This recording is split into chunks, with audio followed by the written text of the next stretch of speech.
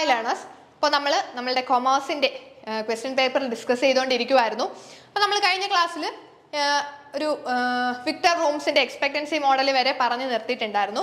അപ്പോൾ നമുക്ക് അതിൻ്റെ ബാലൻസ് നോക്കാം. Okay, which of the following is substantive document used in foreign trade? Foreign ട്രേഡിൽ നമ്മൾ യൂസ് ചെയ്യേണ്ട ഏറ്റവും ഇമ്പോർട്ടൻറ്റ് ഡോക്യുമെന്റ് ഇതിൽ ഏതാണ്?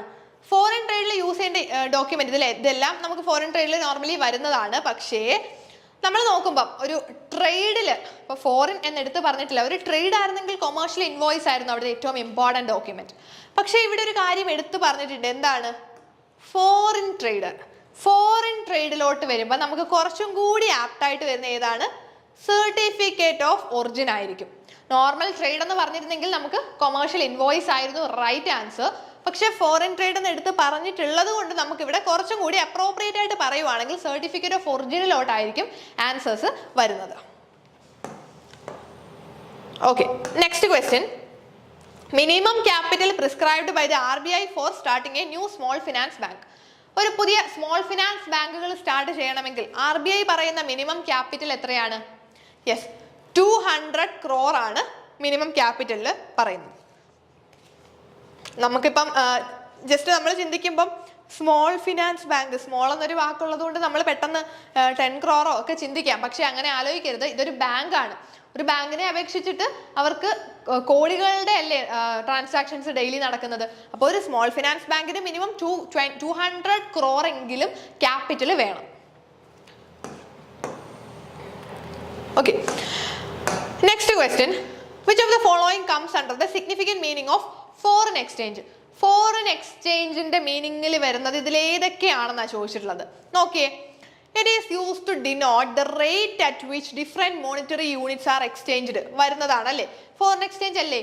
അതായത് നമ്മൾ ഒരു മോണിറ്ററി പല മണിയാണ് നമ്മൾ യൂസ് ചെയ്യുന്നത്, അല്ലെങ്കിൽ പല മോണിറ്ററി യൂണിറ്റ്സ് ആണ് യൂസ് ചെയ്യുന്നത്. ഇപ്പം ഇന്ത്യൻ റുപ്പിയും ഡോളറും കൂടി നമ്മൾ ട്രാൻസാക്ഷൻ നടത്തുമ്പോൾ അവിടുത്തെ ആ ഒരു റേറ്റ് അല്ലെ, കൺവേർഷൻ റേറ്റ് ആയിരിക്കും നമ്മളവിടെ ഫോറിൻ എക്സ്ചേഞ്ച് എന്ന് പറയുന്നത്. അത് നമ്മുടെ ഫസ്റ്റ് ഓപ്ഷൻ കറക്റ്റ് ആണ്. Then it's a process through which international payment are liquidated by different countries. Yes, international payments liquidate ചെയ്യുന്ന ഒരു പ്രോസസ് ആണല്ലേ ഇന്റർനാഷണൽ പേയ്മെന്റ്സ് എന്ന് പറയുമ്പോൾ. പല രാജ്യങ്ങളുടെ കറൻസീസിൽ നടക്കുന്ന പേയ്മെന്റുകളാണ്. സോ അവിടെ ഇന്റർനാഷണൽ പേയ്മെന്റ്സ് ലിക്വിഡേറ്റ് ചെയ്യുന്ന പ്രോസസ്സിനെ നമുക്ക് ഫോറിൻ എക്സ്ചേഞ്ച് എന്ന് പറയാം. Then indicate the rate of sale and purchase of foreign currency. Of course yes, അതായത് ഫോറിൻ കറൻസി സെയിൽ ചെയ്യുകയും പർച്ചേസ് ചെയ്യുകയും ചെയ്യുന്നത് എന്ത് റേറ്റിലാണ്? ഫോറിൻ എക്സ്ചേഞ്ച് റേറ്റിന്റെ ബേസിലായിരിക്കും. ഓക്കെ, ദെൻ നാലാമത്തെ ഓപ്ഷൻ എന്താണ്? Foreign exchange situation in one country does not indicate the strength of the country. ശരിയാണോ? ഒരു കൺട്രിയിലെ ഫോറിൻ എക്സ്ചേഞ്ച് സിറ്റുവേഷൻ ആ കൺട്രിയുടെ സ്ട്രെങ്ത് ഇൻഡിക്കേറ്റ് ചെയ്യുന്നില്ല. തെറ്റാണ്. കാരണം ഒരു കൺട്രിയുടെ സ്ട്രെങ്ത് അവരുടെ ഫോറിൻ എക്സ്ചേഞ്ച് റിസർവും കൂടെ ചേരുന്നതല്ലേ. നമ്മൾ എപ്പോഴും പറയും ഫോറിൻ എക്സ്ചേഞ്ച് റിസർവ് കൂടുതൽ ഉണ്ടെങ്കിൽ നമ്മുടെ കൺട്രിയുടെ സ്ട്രെങ്ത് ഒക്കെ നമുക്ക് നമ്മുടെ കൺട്രിയെ സ്ട്രെങ്തൻ ചെയ്യാം. അപ്പോൾ ഈ ഒരു ഓപ്ഷൻ ഇവിടെ വരുന്നില്ല, ABC മാത്രമായിരിക്കും വരുന്നത്. സോ ഇവിടെ ഓപ്ഷൻ 1 ആയിരിക്കും റൈറ്റ് ആൻസർ ആയിട്ട് വരുന്നത്. Next question. What is not a distinctive characteristics of service? സർവീസിന്റെ ക്യാരക്ടറിസ്റ്റിക്സ് എന്തൊക്കെയാണ്? സർവീസിന്റെ ക്യാരക്ടറിസ്റ്റിക്സിൽ വരുന്നത് എന്തൊക്കെയായിരുന്നു? ഇൻടാഞ്ചിബിലിറ്റി വരുന്നുണ്ട് അല്ലേ. Then inseparability, variability, then perishability. നോക്കിയേ, സർവീസിന്റെ ക്യാരക്ടറിസ്റ്റിക്സ് ആണ് ഇൻടാഞ്ചിബിലിറ്റി, ഇൻസെപ്പറബിലിറ്റി, വേരിയബിലിറ്റി, പെരിഷബിലിറ്റി. നമ്മൾ എപ്പോഴും പഠിച്ചു വെക്കുന്നതാണ്. അപ്പൊ ഇവിടെ സർവീസിന്റെ ക്യാരക്ടറിസ്റ്റിക്സ് അല്ലാത്ത ഏതാണ്? യെസ്, ടാഞ്ചിബിലിറ്റി. സിമ്പിൾ ക്വസ്റ്റ്യൻ അല്ലേ. ടാഞ്ചിബിൾ ആണോ? സർവീസുകളെ നമുക്ക് കാണാൻ പറ്റുന്നില്ല, അത് നമ്മൾ ഫീൽ ചെയ്യുകയാണ് ചെയ്യുന്നത്. അല്ലെങ്കിൽ നമ്മൾ ആ ഒരു സേവനം നമ്മൾ എടുക്കുമ്പോൾ അത് നമുക്ക് കാണാനായിട്ട് പറ്റുന്നില്ല ആക്ച്വലി. അപ്പൊ ഇവിടെ ഇൻടാഞ്ചിബിലിറ്റി ആണ് ആക്ച്വലി വരേണ്ടിരുന്നത്. പക്ഷെ ഇവിടെ ടാഞ്ചിബിലിറ്റി എന്ന് പറഞ്ഞിട്ടുണ്ട്. സോ അത് സർവീസിന്റെ ക്യാരക്ടറിസ്റ്റിക്സിൽ വരുന്നില്ല. പിന്നെ നോക്കുവാണെങ്കിൽ ഇൻസെപ്പറബിലിറ്റി. സർവീസിനെ നമുക്ക് സെപ്പറേറ്റ് ചെയ്യാൻ പറ്റുമോ? പ്രൊവൈഡ് ചെയ്യുന്ന ആളും സർവീസും തമ്മിൽ മാറ്റാൻ പറ്റുമോ? ഇല്ല.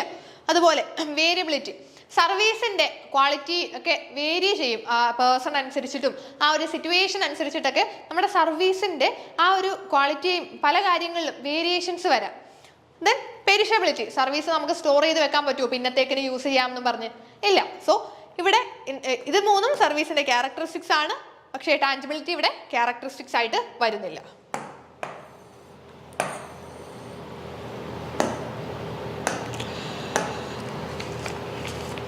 ഓക്കെ, നെക്സ്റ്റ് ക്വസ്റ്റ്യൻ നോക്കുവാണെങ്കിൽ arrange the financial institutions according to their year of establishment from earlier to later. ആദ്യം വന്നിരിക്കുന്നത് ഇന്ന് നമുക്ക് ഓർഡറിൽ അറേഞ്ച് ചെയ്യാനാണ്. ഇവിടെയും നമുക്ക് എന്ത് അറിഞ്ഞിരുന്നാലേ പറ്റുള്ളൂ?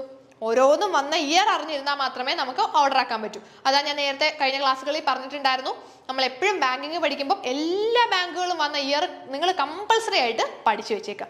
നമുക്ക് നോക്കാം, ഇംപീരിയൽ ബാങ്ക് വന്ന ഇയർ ഏതാണ്? 1921.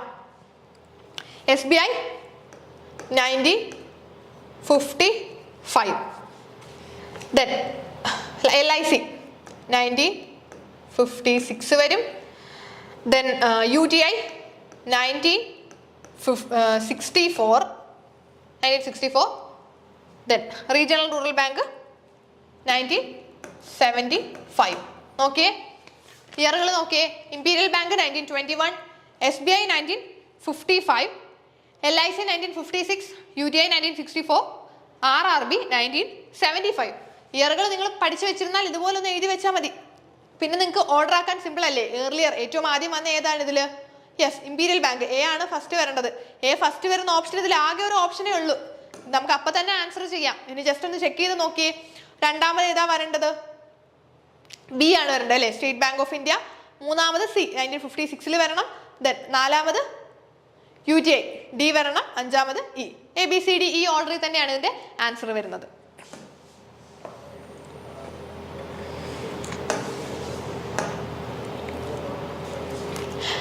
What is the value of cost of equity of if risk-free rate is 6%, market risk premium is 9% and beta is 1.54?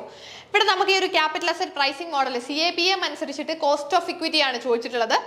CAPM മോഡലാണ് ഈ ക്വസ്റ്റനിൽ വന്നിട്ടുള്ളത്. CAPM അനുസരിച്ചിട്ട് കോസ്റ്റ് ഓഫ് ഇക്വിറ്റി. CAPM മോഡലിൽ കോസ്റ്റ് ഓഫ് ഇക്വിറ്റി എന്ന് പറയുമ്പോൾ എങ്ങനെയായിരിക്കും? ഈ ഒരു CAPM അനുസരിച്ചിട്ട് കോസ്റ്റ് ഓഫ് ഇക്വിറ്റിയുടെ ഇക്വേഷൻ എങ്ങനെ വരും? Risk free rate plus beta into risk premium അല്ലേ? Risk free rate plus beta into risk premium. Simple ആണ് ഇക്വേഷൻ അറിഞ്ഞു കഴിഞ്ഞാൽ എളുപ്പം നിങ്ങൾക്ക് ആൻസറിലേക്ക് എത്താം. റിസ്ക് ഫ്രീ റേറ്റ് എത്രയാണ് ഇവിടെ പറഞ്ഞിട്ടുള്ളത്? 6% പ്ലസ് ബീറ്റ എത്രയാണ്? 1.54 ഇൻറ്റു റിസ്ക് പ്രീമിയം എത്രയാണ്? 9%. ജസ്റ്റ് നമ്മൾ ഈ പെർസെൻറ്റേജിനെ മാറ്റി ഡിവൈഡ് ബൈ 100 അങ്ങ് ചെയ്യുവാണ്. അപ്പോൾ 6/100 പ്ലസ് 1.54 ഇൻറ്റു 9/100. നമ്മൾ ആദ്യം മൾട്ടിപ്ലൈ ചെയ്തിട്ടേ നമുക്ക് ആഡ് ചെയ്യാനായിട്ട് പറ്റുള്ളൂ. അപ്പോൾ 6/100 പ്ലസ് 1.54 ഇൻറ്റു 9/100 എന്ന് പറയുമ്പോൾ എത്ര വരും? 13.86 ഡിവൈഡ് ബൈ 100. സോ 6 പ്ലസ് 13.86 എത്ര വരും? 19.86 ഡിവൈഡ് ബൈ 100. സോ 19.86% എവിടെയാണ്?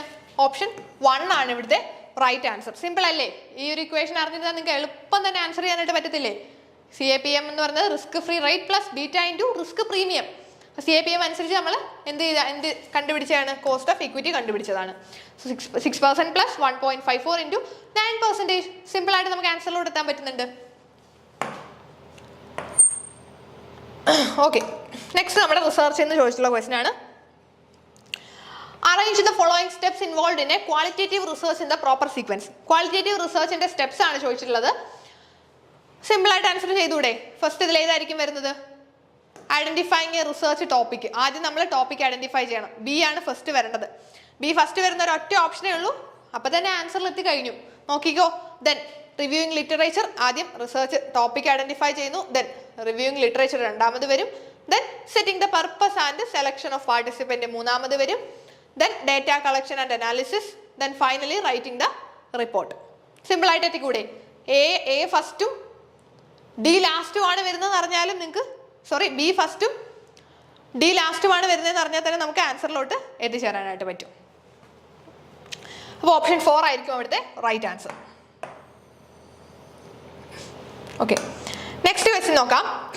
ചാനൽസ് അല്ലെങ്കിൽ ലെവൽസ് ഓഫ് ഡിസ്ട്രിബ്യൂഷൻ. നമ്മുടെ മാനേജ്മെന്റിന്റെ അകത്ത് ചാനൽ അല്ലെങ്കിൽ ലെവൽ ഓഫ് ഡിസ്ട്രിബ്യൂഷൻ മാർക്കറ്റിങ്ങിനകത്ത് വരുന്നതാണ്. മാർക്കറ്റിംഗിലെ മാർക്കറ്റിംഗ് ചാനൽസ് ഒക്കെ നമ്മൾ പഠിച്ചിട്ടുണ്ട്. അതിനകത്ത് നമുക്ക് 0 ലെവലെന്നും 1 ലെവലെന്നും 2 ലെവലെന്നും ഒക്കെ പഠിച്ചിട്ടുണ്ട്. അപ്പൊ നമുക്ക് ഇവിടെ നോക്കാം ഏതൊക്കെയാണ് channel of distribution. Direct channel വരുന്നുണ്ട് അല്ലേ. ഡയറക്റ്റ് ചാനൽ എന്തായിരിക്കും? മാനുഫാക്ചറർ നേരിട്ട് കസ്റ്റമറിന് കൊടുക്കുന്ന, ഇടനിലക്കാരൊന്നും ഇല്ല. ദെൻ ഡ്യുവൽ ലെവൽ അല്ലെങ്കിൽ സിംഗിൾ ലെവൽ, 1 ലെവലും 2 ലെവലും 3 ലെവലും ഒക്കെ നമ്മൾ പഠിച്ചതാണ്. ഓക്കെ, അതും നമ്മുടെ മാർക്കറ്റിംഗ് ചാനലിൽ വരുന്നതാണ്. പിന്നെ ഏതാണ് വരുന്നത്? റിവേഴ്സ് ഫ്ലോ ചാനലും വരുന്നുണ്ട് അല്ലേ. അതായത് റിവേഴ്സ് ഫ്ലോ എന്ന് പറയുമ്പോൾ മാർക്കറ്റിംഗിൽ വരുന്ന ഒരു ചാനലാണ്. അതായത് കസ്റ്റമർ തിരിച്ച് മാനുഫാക്ചററുടേക്ക് ഗുഡ്സ് തിരിച്ചു കൊടുക്കുന്നതാണ് റിവേഴ്സ് ഫ്ലോ. നോർമലി ഡിഫക്റ്റീവ് ഗുഡ്സിന്റെ ഒക്കെ കേസിലാണ് ഈ റിവേഴ്സ് ഫ്ലോ ചാനലൊക്കെ വരുന്നത് കേട്ടോ. അപ്പൊ നമുക്ക് ഇവിടെ ഏതൊക്കെ വരും? A, B and D. A, B and D ഏതാണ്? ഓപ്ഷൻ 3 ആയിരിക്കും ഇവിടുത്തെ റൈറ്റ് ആൻസർ ആയിട്ട് വരുന്നത്.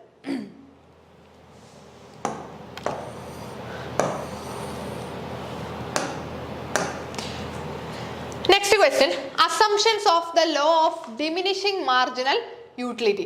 ലോ ഓഫ് ഡിമിനിഷിംഗ് മാർജിനൽ യൂട്ടിലിറ്റിയുടെ അസംഷൻസ് ഇതിൽ ഏതൊക്കെ വരുമെന്നാണ് ചോദിച്ചിട്ടുള്ളത്. അപ്പൊ ഈ ഒരു ക്വസ്റ്റ്യൻ നിങ്ങൾക്ക് ചെറിയൊരു കൺഫ്യൂഷൻ വരുത്താം. കാരണം ഡിമിനിഷിംഗ് മാർജിനൽ യൂട്ടിലിറ്റിയുടെ അസംഷൻ ഒക്കെ നമ്മൾ വേറൊരു രീതിയിലായിരുന്നു പഠിച്ചു വെച്ചത് അല്ലേ. അപ്പൊ ഇവിടെ നോക്കിയേ, റാഷണാലിറ്റി എന്തായാലും വരും. റാഷണാലിറ്റി ഉറപ്പാണ് അല്ലേ. കൺസ്യൂമേഴ്സ് ആർ അല്ലെ കസ്റ്റമേഴ്സ് ആർ റാഷണൽ എന്നൊക്കെ നമ്മൾ പഠിച്ചിട്ടുണ്ട്. പിന്നെ law of diminishing marginal utility എന്താണെന്ന് ഞാൻ സെപ്പറേറ്റ് ഇനിയും പ്രത്യേകിച്ച് പറയേണ്ട ആവശ്യമില്ലല്ലോ.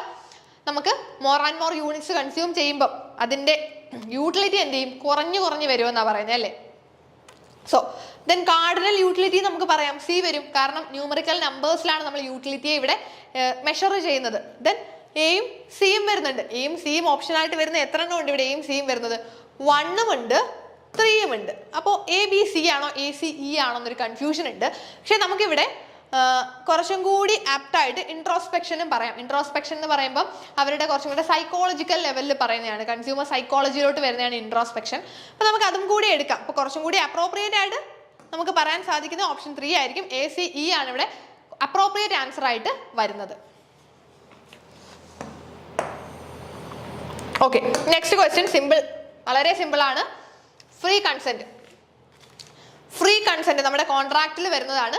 ഫ്രീ കൺസെന്റ് എന്ന് പറയുന്നത് ഇതിൽ ഏതൊക്കെ ഈ പറയുന്ന കാര്യങ്ങളിൽ ഏതൊക്കെ കോസ് ചെയ്യാതെ ആളുകളെ കൺസെന്റ് എടുക്കുന്നതാണ് ഫ്രീ കൺസെന്റ് എന്ന് പറയുന്നത്.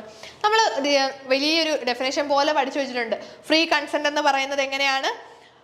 when it is not caused by coercion, undue influence, fraud, misrepresentation, mistake. ഈ 5 കാര്യങ്ങളാണ് നമ്മൾ പഠിച്ചിട്ടുള്ളത്. അപ്പോൾ coercion ഉണ്ട്, undue influence ഉണ്ട്, fraud ഉണ്ട്, misrepresentation ഉണ്ട്. ബെയിൽമെന്റ് എന്ന് പറയുന്നൊരു കാര്യം ഇവിടെ വരുന്നതാണോ? അല്ല, ബെയിൽമെന്റ് നമുക്കിവിടെ വരുന്നില്ല. ബെയിൽമെന്റ് മറ്റൊരു ടേം അല്ലേ ബെയിൽമെന്റ്. സോ ഇവിടെ A B C D, A B C D ആയിരിക്കും നമ്മുടെ ഇവിടുത്തെ ആൻസർ ആയിട്ട് വരുന്നത്. ഓപ്ഷൻ 3 ആയിരിക്കും answer, correct answer.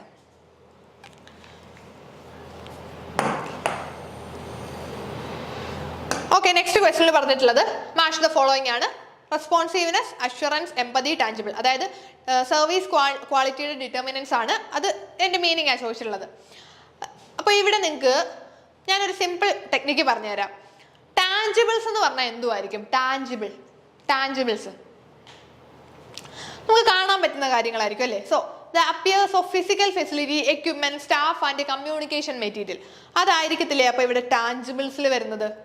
Okay, empathy എന്തായിരിക്കും? എംപതി നമുക്ക് മറ്റുള്ളവരോട് സിമ്പതി, എംപതി അല്ലെങ്കിൽ എംപതറ്റിക് എന്ന് പറയാറുണ്ട്. എംപതി എന്ന് പറയുമ്പോൾ provision of caring individualised attention to consumer ആയിരിക്കത്തില്ലേ.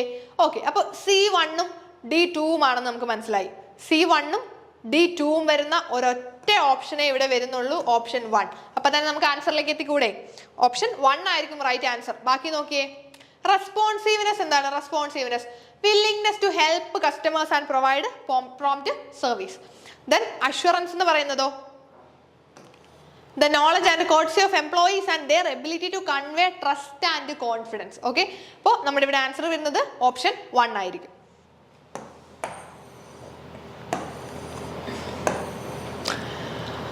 Next ഒരു ക്വസ്റ്റ്യൻ നമ്മുടെ ഇൻകം ടാക്സിൽ നിന്നാണ്. ഇൻകം ടാക്സ് റിട്ടേൺ ഫയൽ ചെയ്യുന്നതിന്റെ കുറച്ച് ഫോംസ് ഉണ്ട് അല്ലേ. ITR 1ഉം 2ഉം 3ഉം 4ഉം ഒക്കെ ഉണ്ട്. അപ്പൊ ഈ സുഖം എന്ന് പറയുന്നത് ഏത് ITR-നെയാണ്? യെസ്, ITR 4 ആണ് സുഖം. ITR 1-നൊരു പേര് പറയും, നിങ്ങൾക്ക് എന്താന്ന് ഓർമ്മയുണ്ടോ? സഹജ്. ITR 1 ആണ് സഹജ് എന്ന് പറയും. ഇൻകം ടാക്സ് റിട്ടേൺ ഫോമിന്റെ ITR 1 സഹജ് എന്ന് പറയും. ITR 4 ആണ് നമ്മൾ സുഗം എന്നൊരു പേരിൽ പറയുന്നത്. Okay, next question. Under which sections of the GST പറ്റിയിട്ടാണ് പറഞ്ഞിട്ടുള്ളത്. GST Act 2017 ഏത് സെക്ഷനിലാണ് ഇൻപുട്ട് ടാക്സ് ക്രെഡിറ്റിനെ പറ്റി പറഞ്ഞിട്ടുള്ളത്?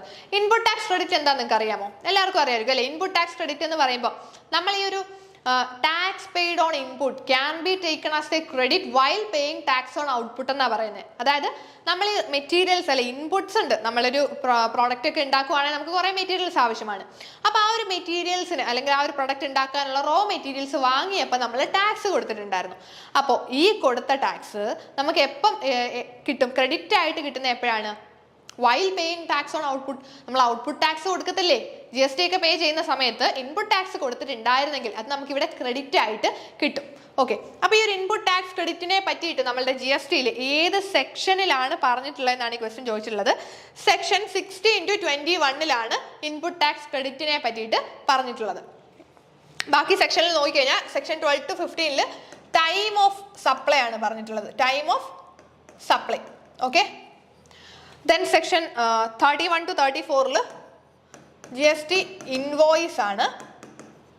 ഓക്കെ, സെക്ഷൻ 22 to 30 രജിസ്ട്രേഷൻ ആണ്. ഓക്കെ, അപ്പൊ ഇവിടെ ഇൻപുട്ട് ടാക്സ് ക്രെഡിറ്റിനെ പറ്റി പറഞ്ഞിട്ടുള്ള section 60/21. 12 to 15 time of supply. നമ്മൾ ടൈം ഓഫ് സപ്ലൈയും അതുപോലെ തന്നെ പ്ലേസ് ഓഫ് സപ്ലൈയും ഒക്കെ പഠിച്ചിട്ടുണ്ട്. ദെൻ രജിസ്ട്രേഷൻ ആണ് 22 to 30. ദെൻ 31 to 34 GST ഇൻവോയ്സിനെ പറ്റിയിട്ടുമാണ് പറഞ്ഞിട്ടുള്ളത്. Okay, next question.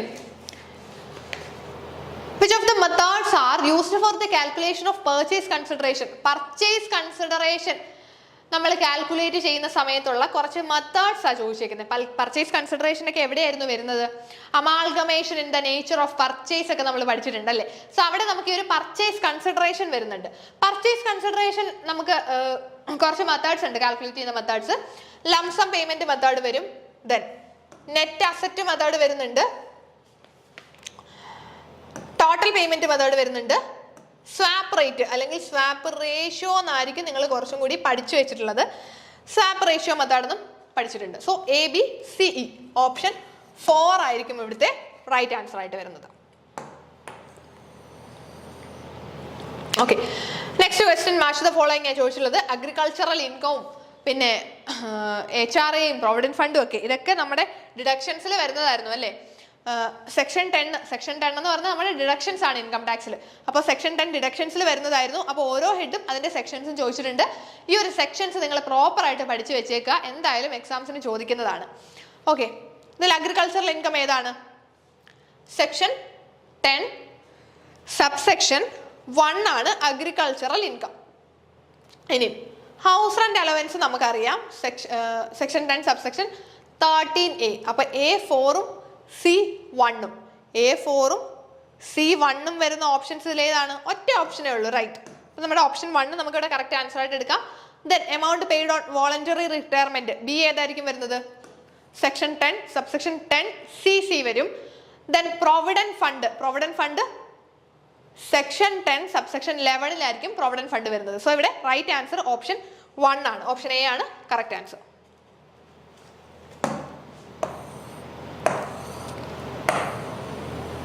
Okay.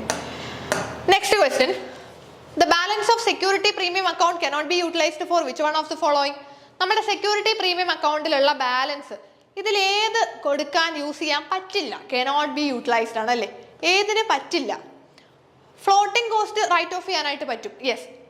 Writing of discount on issue of debentures പറ്റും. ഡിവിഡൻഡ് കൊടുക്കാനായിട്ട് പറ്റുമോ? സെക്യൂരിറ്റി പ്രീമിയം അക്കൗണ്ടിലെ ബാലൻസ് ഡിവിഡൻഡ് ഡിസ്ട്രിബ്യൂഷൻ ആണ് നമുക്ക് യൂസ് ചെയ്യാനായിട്ട് പറ്റാത്തത്. സോ ഇവിടെ റൈറ്റ് ആൻസർ ഏതായിരിക്കും? ഓപ്ഷൻ 3 അല്ലേ? ഓപ്ഷൻ ABC അല്ലെങ്കിൽ ഓപ്ഷൻ 3 എന്ന് പറയാം. ഓപ്ഷൻ C ആണ് ഇവിടുത്തെ കറക്റ്റ് ആൻസർ. സെക്യൂരിറ്റി പ്രീമിയം അക്കൗണ്ടിന്റെ ബാലൻസ് കൊണ്ട് നമുക്ക് ഡിവിഡൻഡ് ഡിസ്ട്രിബ്യൂട്ട് ചെയ്യാനായിട്ട് പറ്റില്ല. ഓക്കെ, നെക്സ്റ്റ് ക്വസ്റ്റ്യൻ നമ്മുടെ ലോയിലാണ്. കോൺട്രാക്ട് ആക്ട് എന്നൊക്കെ ചോദിച്ചിട്ടുണ്ട്. നോക്കിയേ, contingent contract, bailment, fraud, coercion sections wise match ചെയ്യാനാണ് പറഞ്ഞിട്ടുള്ളത്. ഇവിടെ നിങ്ങൾക്ക് ഞാനൊരു ചെറിയൊരു ട്രിക്ക് പറഞ്ഞുതരാം. കണ്ടിജന്റ് കോൺട്രാക്റ്റും ഫ്രോഡും കൊയേഷനും ഇത് മൂന്നും നമ്മുടെ ഈ ഒരു കോൺട്രാക്ട് റിലേറ്റഡ് ആയിട്ട് വരുന്നുണ്ട് അല്ലേ, നമ്മുടെ കോൺട്രാക്റ്റിനുള്ളിലുള്ള ഭാഗങ്ങളാണ്. പക്ഷെ ബെയിൽമെന്റ് മാത്രം കോൺട്രാക്റ്റിൽ നിന്നും കുറച്ച് മാറി നിൽക്കുന്ന ഒരു ടേമാണ്. അപ്പൊ എന്തായാലും ബെയിൽമെന്റ് സെക്ഷൻ 148 നിങ്ങൾ ഇനിയും പഠിച്ചു വെച്ചിട്ടുണ്ടെങ്കിൽ സിമ്പിൾ ആയിട്ട് വെക്കും. ഇനിയും പഠിച്ചിട്ടില്ലെങ്കിൽ നിങ്ങൾക്കൊരു ജസ്റ്റ് ഒരു ട്രിക്കാണ് ഞാൻ പറഞ്ഞത്. പക്ഷേ ഇത് പ്രോപ്പറായിട്ട് ബാക്കി പഠിച്ചു പോകുക. ഇവിടെ നമുക്ക് ഓപ്ഷൻ അങ്ങനെ വരുന്നത് കൊണ്ടൊരു ലക്ക് ഉണ്ട്, അത്രേ പറയാൻ പറ്റൂ. B4 വരണം.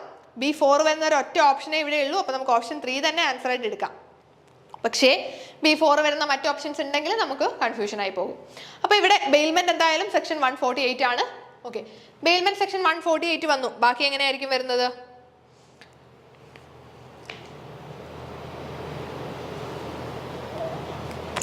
ഓക്കെ, B4 ഓപ്ഷൻ 1 ആണേ, 3 അല്ല.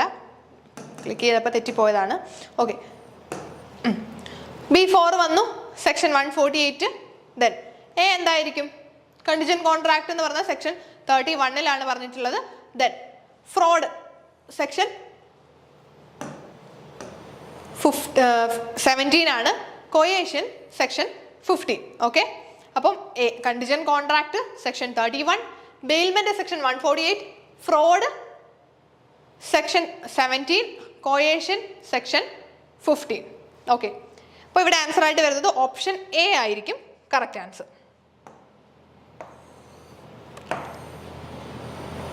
നെക്സ്റ്റ് ക്വസ്റ്റ്യനിൽ ചോദിച്ചിട്ടുള്ളത് non collusive oligopoly model include. Non collusive oligopoly മോഡലിനകത്ത് വരുന്നത് ഏതൊക്കെ മോഡൽസ് ആണെന്ന്. അപ്പോൾ ഇവിടെ നമുക്ക് ഈ ഒരു നോൺ കൊളൂസീവ് ഒളിഗോപ്പൊളി മോഡൽസിൽ വരുന്ന കുറച്ച് 5 മോഡൽസ് ഉണ്ട്. അത് പ്രോപ്പറായിട്ട് പഠിച്ചു വെച്ചാൽ സിമ്പിൾ ആയിട്ട് ആൻസർ ചെയ്യാനായിട്ട് പറ്റും. അപ്പോൾ ഇവിടെ ഈ ഒരു നോൺ കൊളൂസീവ് ഒളിഗോപ്പൊളി മോഡലിൽ കോർണട്ട് മോഡൽ വരുന്നുണ്ട്, എഡ്ജ്വർത്ത് മോഡൽ വരുന്നുണ്ട്, ബെർട്രാൻഡ് മോഡലും വരുന്നുണ്ട്. അപ്പോൾ ഇവിടെ കറക്റ്റ് ആൻസർ ഏതാണ്? A, C and D.